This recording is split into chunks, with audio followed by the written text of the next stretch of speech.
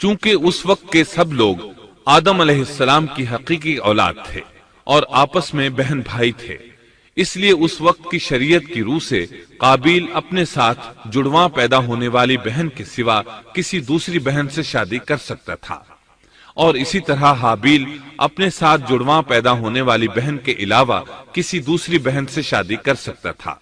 اس کی صورت یہ تھی کہ قابیل کی شادی حابیل کی بہن سے ہو اور حابیل کی شادی قابیل کی بہن سے ہو، لیکن ہوا یہ کہ حابیل کی بہن خوبصورتی میں قابیل کی بہن سے کم تھی، اس لیے قابیل نے حابیل کی بہن سے شادی کرنے سے انکار کر دیا اور اپنی جڑواں بہن سے شادی کی خواہش ظاہر کی، لیکن ایسا کرنا آدم علیہ السلام کی شریعت میں حرام تھا۔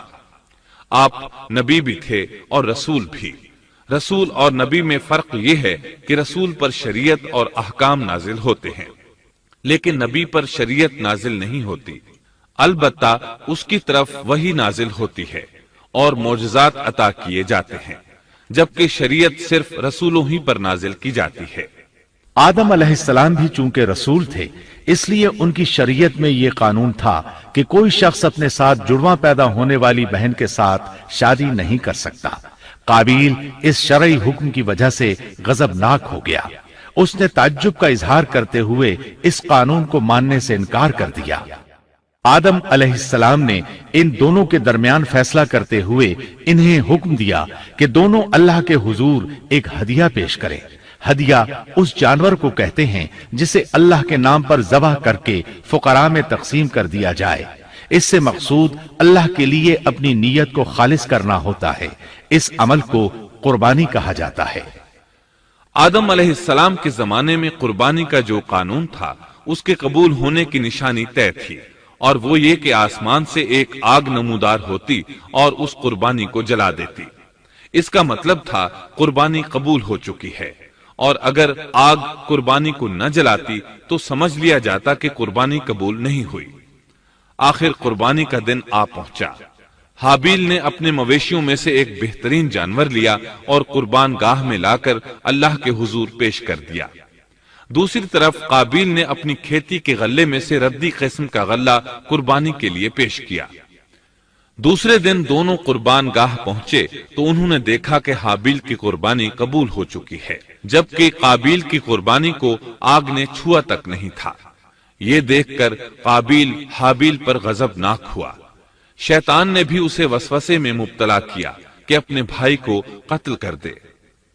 اس نے اپنے بھائی حابیل کو جان سے مار ڈالنے کا پختہ ارادہ کر لیا۔